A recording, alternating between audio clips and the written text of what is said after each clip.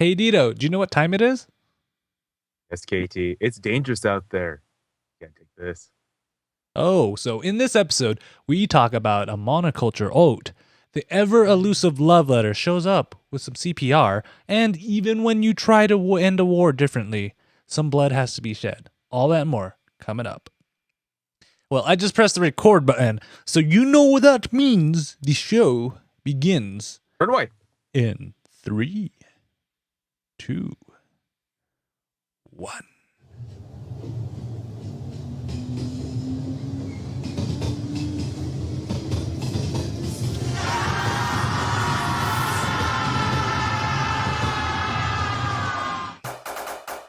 It's time for the Ktdata Anime Podcast with Dito and Ktdata. The Ktdata Anime Podcast is brought to you by Studio Upgrades Part 2. Don't Dito and I sound sexier?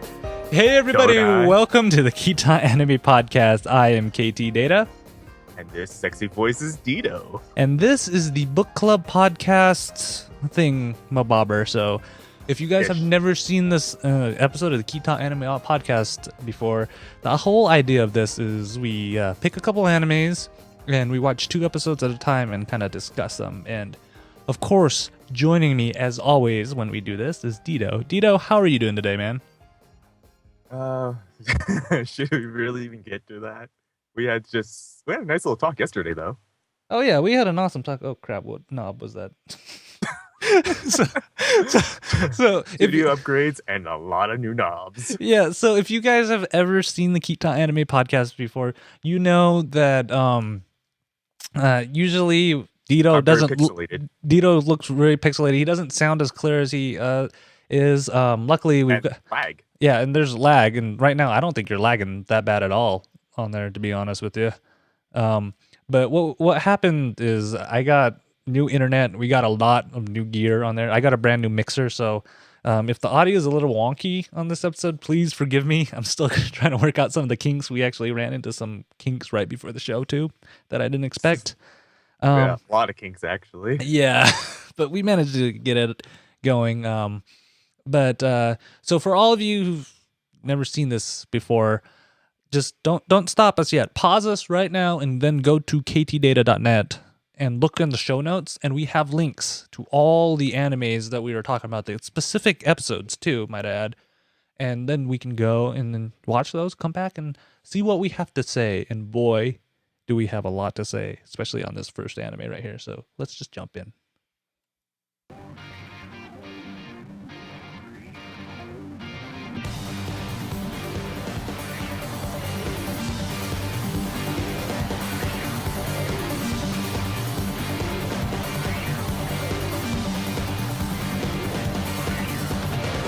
And our first anime is Psycho-Pass, and it's brought to you by Old Forums, bringing the world down one post at a time. All right, so in our last episode, we find out that Krang gets cloned, outside becomes dangerous, the web says, and Kagami becomes a lone wolf. So, I just wanted to say this much too for the vague reference of Crag. All you people who ever watched the original Teenage Mutant Ninja Turtles, it's the brain.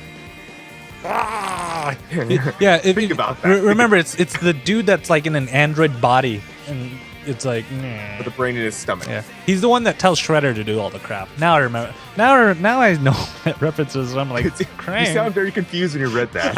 I was. Showed you that I actually read these before we do them now.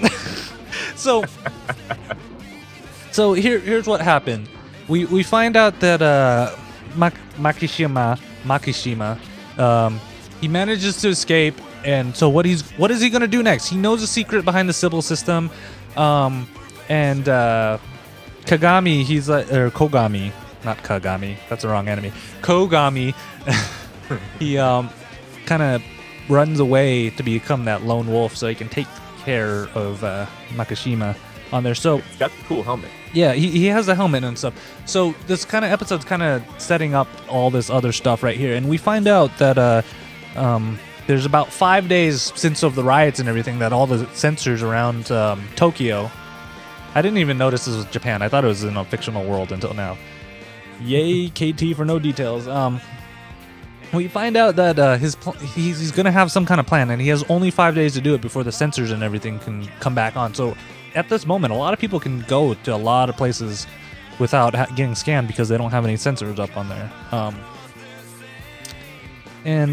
So we find out that in Japan, the reason why they can actually be an isolationist and kind of a little xenophobic from the rest of the world is because they actually have managed to genetically engineer a super crop.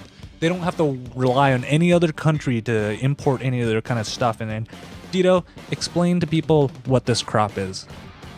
They call it super oat, or hyper oats, sorry.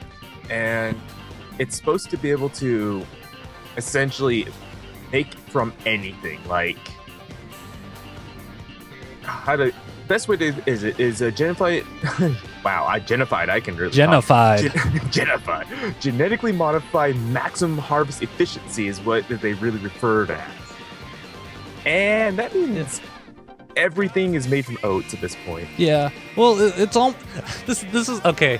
I'm gonna say it. I say it in every episode. You know what I'm gonna say if you guys listen to this episode before. Dito knows what I'm gonna say. Again, this is another huge commentary on what is happening right now in real life on here, because we pretty much have high fructose corn syrup in almost everything we eat. If it's processed, we probably have high fructose corn syrup in it. So that's the equivalent of the hyper oats right there, and it's actually kind of going into this whole debate where people are like, "Oh, I want organic vegetables and stuff because I don't want this genetically modified things in the monoculture in there." And the big flaw in these hyper oats is that it's only one strain of oats. So if they manage to find a disease or some kind of flaw in its genetic makeup and exploit it, all the oats would die, and there would be no food in Japan at all. They would have to kind of open up their borders a little bit more and get more people kind of to trade with and bring in crops and everything from outside, which means they'd have to let refugees in. And then that just totally overturns the Sybil system, because there will be these people that Sybil has not judged or been tested or anything like that running around Japan. And that's not the whole reason they made Sybil in the first place, was to get rid of this problem. And so they could be isolated and live in this utopian world, right? The perfect world. But this is pretty much what Makimisha is trying to do. You know, is wanting to open up Japan, you know, and get rid of the civil system, because like we just said, once you have to start importing stuff, that means you have to create trade routes. You have to start breaking off and start talking to other countries for aid, and then start creating more. Yeah, it's just more talking between everyone itself. And if they can't be scanned like Makimisha can, now what's going to stop them from doing whatever they want? Exactly. Or more people can come in with helmets and cause more problems. And so it sounds like a huge nightmare for Sybil on there. Those helmets were supposed to be rectified in the next, when they get all the sensors. Yeah, about in those 5 days still. But, you know, even if you get so many, you know, people can crowd. We've already seen it. The people in Japan have rioted against the system before. So imagine all these foreign people coming in. They could do the same thing on there. But the internet told these people. Yeah. Mm-hmm. Yeah, the internet told those people. But the thing that you actually find out that's crazy is the whole agriculture sector in Japan, it's automated. There's not even a person anywhere in the farmlands anymore. It's all done by machines. And there's, of course, they stupidly have one center that's in charge of the virus that they distribute to. It's kind of their version of pesticide, is to make sure all these hyper oats are healthy and everything. And it looks like that might be Makishima's next target on there. That actually, so we were kind of talking about how the Sybil system is like, this is the ultimate threat to the Sybil system, because it could overthrow it entirely. And, you know, if they do, all these brains and everything, it was pretty much all for naught right there. Because remember, they don't have physical bodies anymore. They're just gray matter and yellow liquid being tossed around by machines and various other computer components. Yeah. So on there, so that actually brings us to the second subject, because Sybil is scared. Like, I never thought I would ever say the words that a computer could be scared, but in this case, I think Sybil is actually scared on there. So, with Ginoza, he's kind of breaking down already. He's almost going the same route as Kogami and his dad by turning into a latent criminal. Sybil turns to Akane and kind of actually shows itself to Akane, which is kind of crazy. I thought they were going to kill her or something. I mean, they just outright said, "Here, come to us." Yeah. And they explain, and Sybil explains what they are, what is the whole thing, and for Akane, Akane's personality was just be able to accept everything, and she actually had a very hard time accepting that they're all like criminals. They're all people who've committed horrible acts of inhumanity stuff, and now they're the ones controlling everybody else. Yeah, and what's really, really interesting about this is we actually, Akane, she's kind of been more restrained and laid back until now. She's been rough on Kogami, but that's the only time we've ever kind of seen her break from her schooling and her training and everything. And in this, we actually see Akane bargaining with Sybil to if she can catch Makishima alive, Sybil has to let Kogami live too, so it won't be on. Because right now there's a kill order on him because he's an escaped enforcer on there, and we actually kind of see it. And I love this part because you can tell the whole separation between everything because Sybil's like, that doesn't make any sense at all. How does Makishima coming in alive relate to keeping Kogami alive at all? And you can just see this cold separation between the two. I'm like, oh, on there. And, Akane even like points his enforcer like right at her. And she's like, you can kill me now if you don't agree with this. Then, You'll have a pawn. All I got to say is the power of feelings. Feelings, the feels, feelings. But the funny part about this is that as Sybil being a supercomputer with 200 plus minds working at the same time too, I feel that all this collaboration minds that kind of melded together lost its ability to think of humanity. Yeah, like that's another thing. When people talk about this online world, everybody just starts becoming a number and not an actual living being, which is kind of crazy to think about, and how all that works right there. So, Dito, you're just a number. I'm always just a number. Usually it's my social security number. I already sold that on eBay. Oh, damn it. Here's something I haven't sold on eBay yet because anime is already new. Is very new. Is our next anime right here. Wow, that was a bad transition.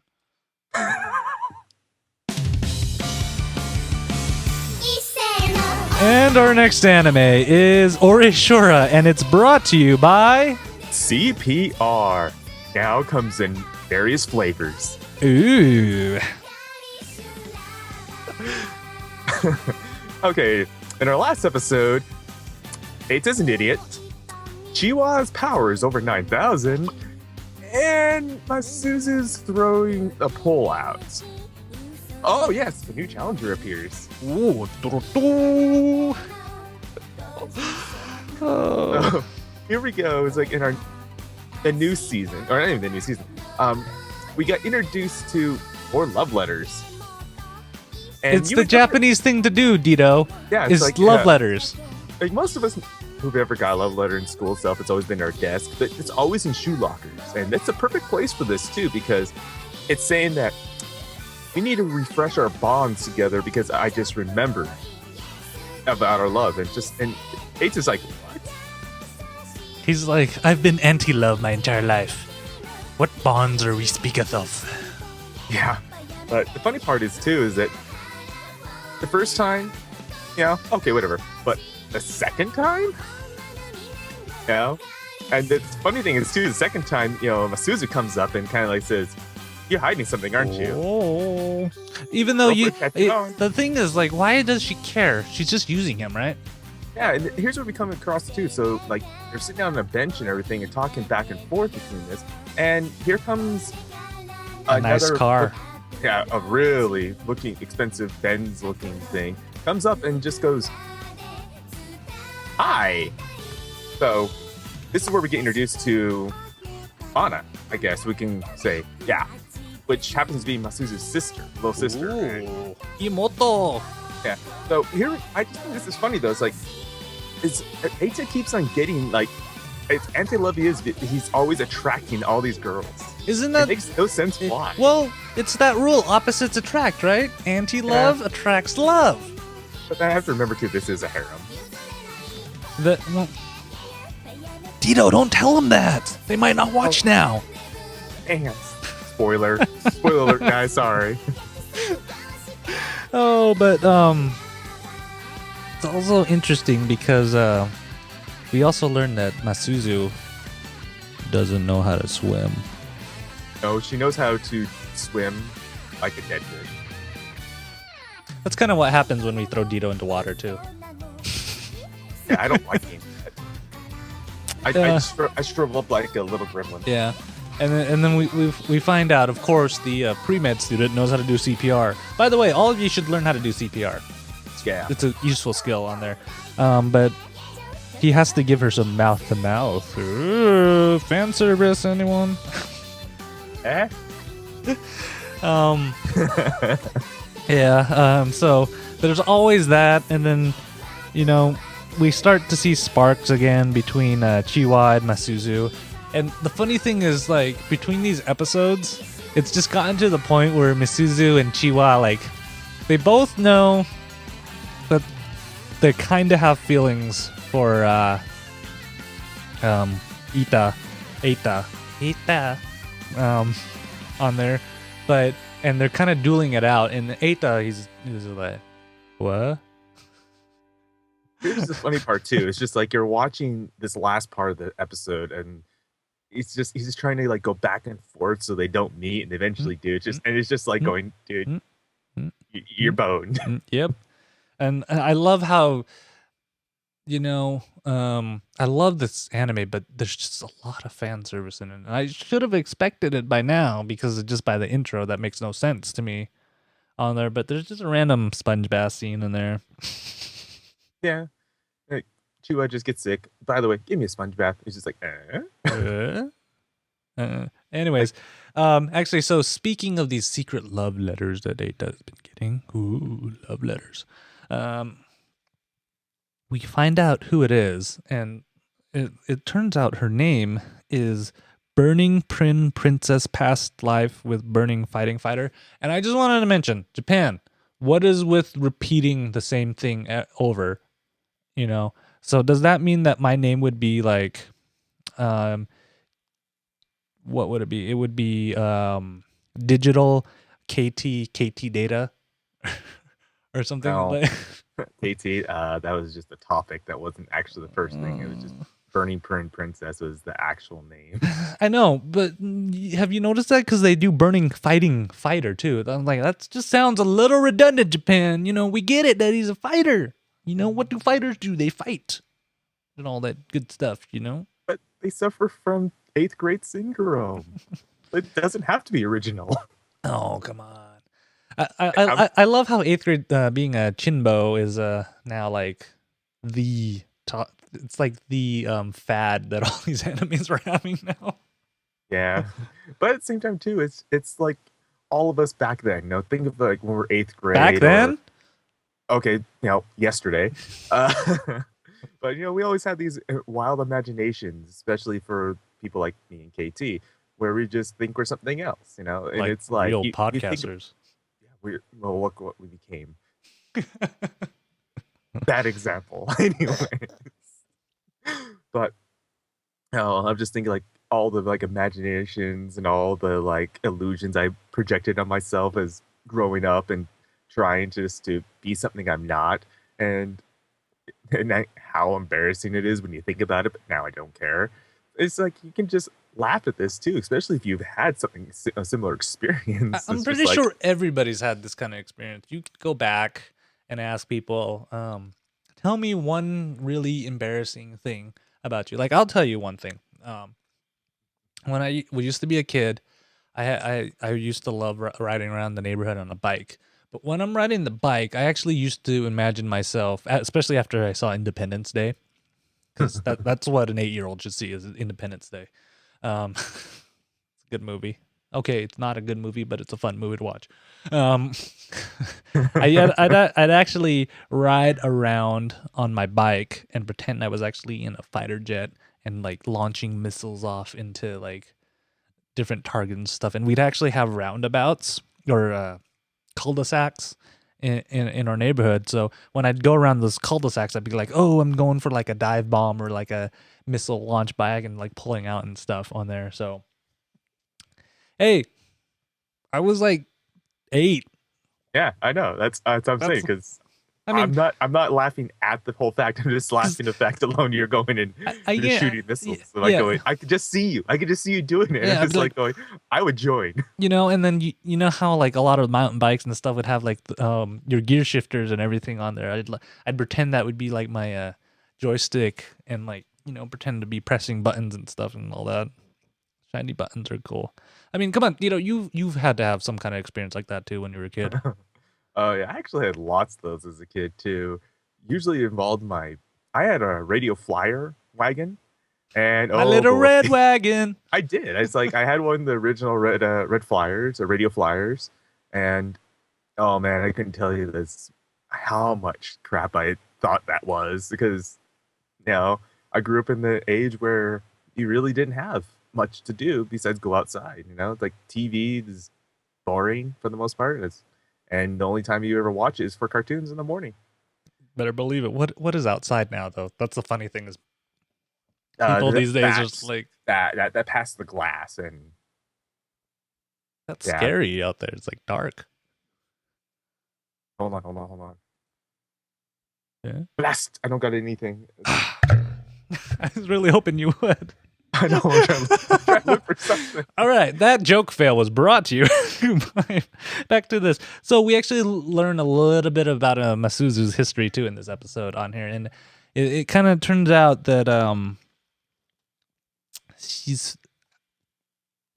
We find out where Masuzu's from because obviously she doesn't look like everybody else, and she's from the land of IKEA. Your shelves one in flat pack boxes and Allen lighting. wrenches. Yeah, where this is like the national tool. Yeah, actually, that is the national tooth of Sweden. Yes, but yeah, and we find out that her dad's living there, and he does not approve that she has shacked up with well, not shacked up, but got together with a Japanese boar. A Japanese boar, not boy, boar. Boar on there. So it's a really good story, and we actually kind of see some more emotion other than pure malice from this lady. And that's actually part of the reason why I love Misuzu so much anyways, is because she's just so manipulative and everything. And I can just, you see Eita every time she starts reading out of his journal on there. Every time, no, it's like there's certain things about his journal that even makes me feel embarrassed for the kid. It really does. Like if you watch the whole part where he's talking about his 4 princesses or for what the 5 princesses and the voice actors. Oh yeah, the 5 and the voice actors. How you could just see the anime characters he's referring to. What's funny is that actually reminded me of Korewa Zombie no Desuka of the Dead on there, where they'd always have these guest voice actors do what's her name? I want to say it's. I know the abbreviation, but it's Illiquid. Yeah.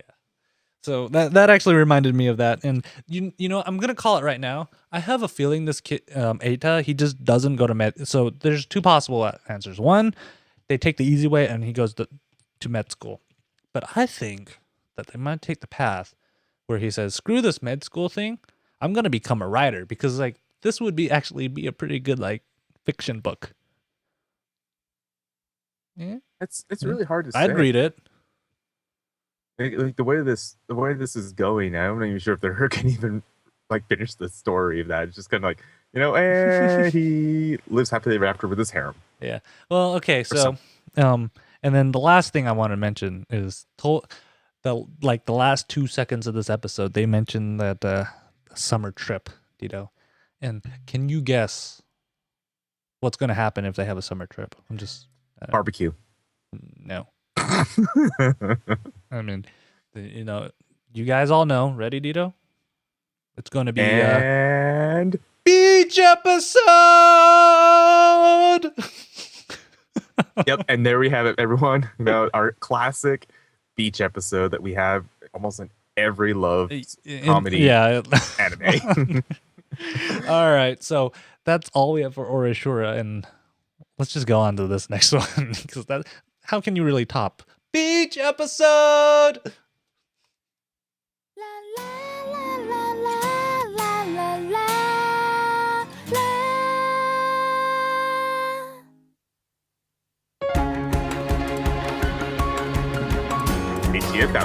Ain't he a bouncer?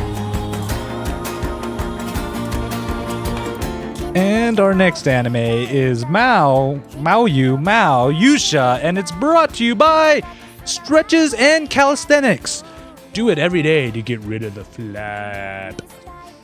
So, in the last episode, we learn of this magical fruit called the potato. We learn how to perform a parting ritual and why you need ghosts for security. Top notch right there. Is it a potato vegetable? Did I say fruit? Yes, you did. Oops. That's what's in the looking. What is the equivalent of a Freudian slip? Vegetable slip. I don't know. A foodian slip. All right. I'm sorry. Oh, we don't want people trying to say like, "Oh, KT, you're an idiot." Actually, we kind of do, but hey, I'm an idiot and I'm proud of it. All right. Oh my. All right, so we actually this is actually a pretty good series of episodes to kind of demonstrate what would happen if the Demon King and the hero weren't taking this approach to kind of ending the war. And we kind of go to the Gateway City. That is the city in the demon world that the humans kind of took over, and it's the only one place where you can have a passage between the human world and the demon world on here. And we find out that what happens when just one side wins. You go into that world and there's still demons and everything in Gateway City, but they're almost second-class. They are second-class citizens, or not even citizens, or slaves in some sorts. Where the humans that are in that area, they kind of just push and shove all the demons in there, and the same thing would happen if the demons took over the human world right there, where. And it's a good illustration because I know there's probably some people out there going like, why don't they just go in and kill one side? Take over, and that'd be the easy way out of this anime. But this whole anime is kind of trying to bring out the aspects of war and how there are alternative ways of ending a war. And this is a good contrast between how the Demon King and the hero are trying to do it and the traditional sense on it. Here's the best way to explain this one too. So when the hero goes and he's going to actually try to he didn't want to kill him, because when he goes back to Demon King. God, it's really hard just to say their names and go with them, because but I love it. We can't mess up their names. We can't mess up. You can't mess up. But when he goes back to the Demon King and talks about what he's planning on doing, and with his destruction magic, he could just end everything, but he doesn't want to, because there are normal people living there. There are people with lives, families, children, just and he doesn't want to. So he's gonna develop a new way to bring the city back, if you will. Yeah, because you even see the humans, they don't even have kind of a regard for their losses either. They try to go take over the island, and they lose 200 warships and 6,000 soldiers. And the king of the southern region, he's like, that doesn't matter. We still got to charge attack. And it was kind of his fault because he didn't plan for these attacks and everything. And that's what happens. Like the old king of the north or of the winter region died protecting the king of the south, which is nuts on there. And again, we just see that how costly war can be, and sometimes it kind of actually brings us back a little bit into psychopaths where people eventually just become numbers instead of like actual human lives with families and goals and ambitions and stuff out there. But there is the best way, like Kiro's plan. So he goes into the gate town and starts creating havoc with all his like the fairies, the other demons and everything, and starts just like scaring them, scaring all the humans. Comes in his giant armor and everything, pulls off his head, running around, and looks like he's slaying people, but in reality, it's just all illusions. So, and to top it off too, he has them all give him nightmares, like Yeah, just like psychologically just messes with them for like makes days. them not want to stay in the gateway city at all. Makes them want to go home. And he keeps repeating this process to the point where even the generals, the leaders of the entire armies in Gateway City, the human leaders, just like, no, we fear this guy. We don't want to. We We're don't asking want for to help. fight. It's not worth it for us to be here still on there. Yeah. So now we come into the Demon King's plan, Yeah. which So is very good. we've kind of been talking about how we're going to end this war without the traditional sense, but that doesn't mean that sacrifices still need to be made, that blood still needs to be shed for all this to happen. Like it's not just going to be like this is what I love so much about this anime is like they're like this is not going to be just a happily ever after kind of way to the war. There are concessions that both sides must make for this war to end in a manner where it won't be destructive to both sides on there. Or with one side suffering a lot more than the other on. And so we kind of see that the humans are actually trying to take over so kind of Aria, what kind of happened is that what was this island name, Dito? Aria Island. Yeah. This Aria Island is actually on the human side of the gateway, while the gateway city is on the demon side. So what's happening is that this Aria Island is the winter region needs to get this because that way it would open trade routes to the actual winter region, so they don't have to go across land and negotiate treaties with such people as the southern region and stuff. They can just use boats to go around, and there's no way the southern region really can stop them because it's kind of I think they follow this kind of idea of international waters type thing where no one really governs the middle of the ocean on there. Good luck with that. Yeah. So the Demon King actually has this excellent idea where she gets the Winter Army to kind of attack on there, and you see they build a salt bridge or a ice bridge from where their base is to the actual island on there. And you actually see them losing troops. And then what kind of happens though is the demons who are stationed in that base on the other side, they're pretty entrenched in everything. And this is where the hero's plan and the Demon King's plan kind of come together, because Hero manages to give, or the Demon King manages to give an excuse to the soldiers that are in the Gateway world to come back to the human side. They're going to reinforce the winter region and help them out on there.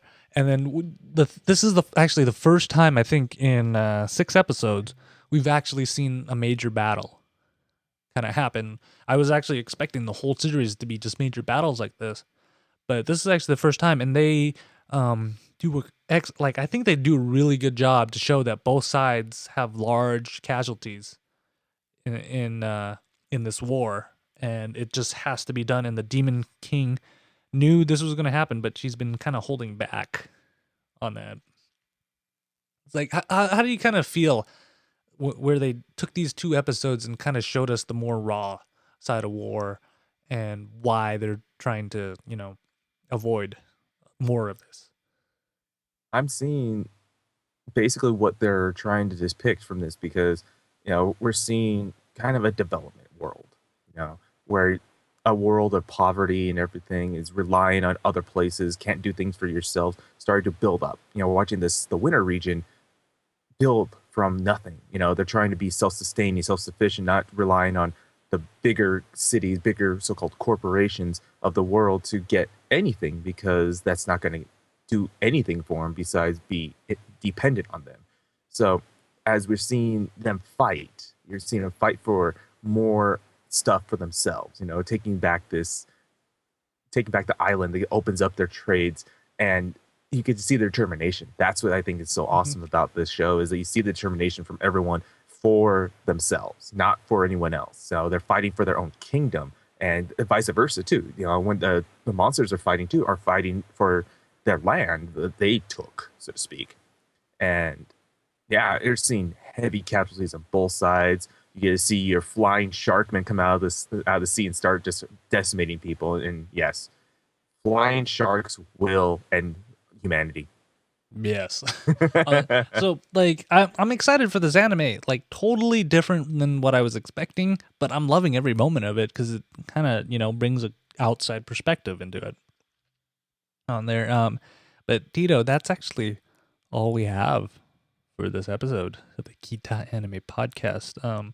I just want to remind you guys, if you guys thought Dito and I said something really stupid, or in the rare chance that Dito and I actually said something smart, please let us know at kita@ktdata.net. On there, we love getting feedback. We love hearing what you guys have to say on there.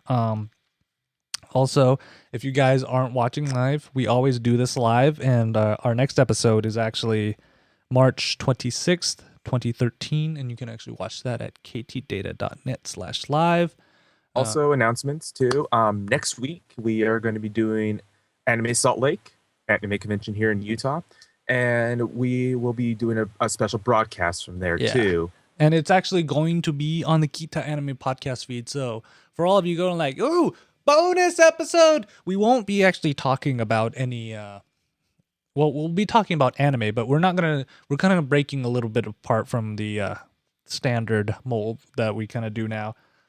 There won't be that much discussion there won't be any discussion on these animes that we're watching right now, but we hope you guys enjoy it. Like Dito and I, we got some pretty good plans on doing that.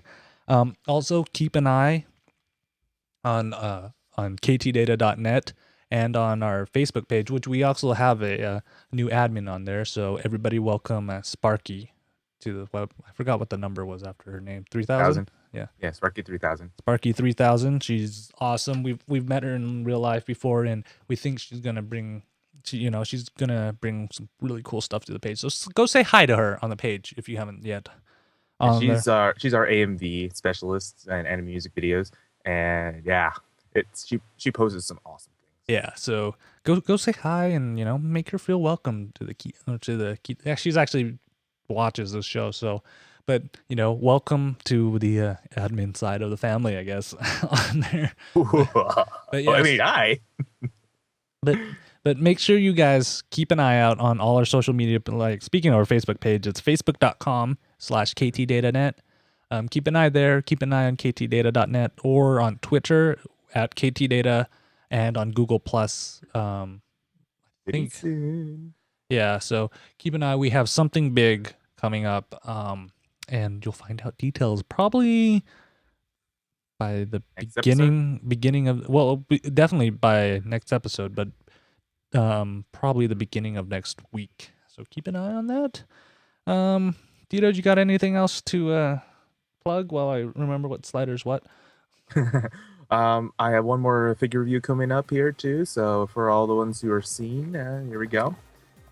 It's the special edition Excel World. You can see some more details on this later, guys. Ooh. All right, guys. We will see you in 2 weeks. Thank you all for listening. And Dito, always a blast. And I'm surprised the time went by quick today. So always a blast to hang out and talk to anime about. We'll talk anime with you. That's the right words. Them the right words. All right. Let's get out. Yeah, let's get out of here before I get totally incoherent. So see you guys in 2 weeks.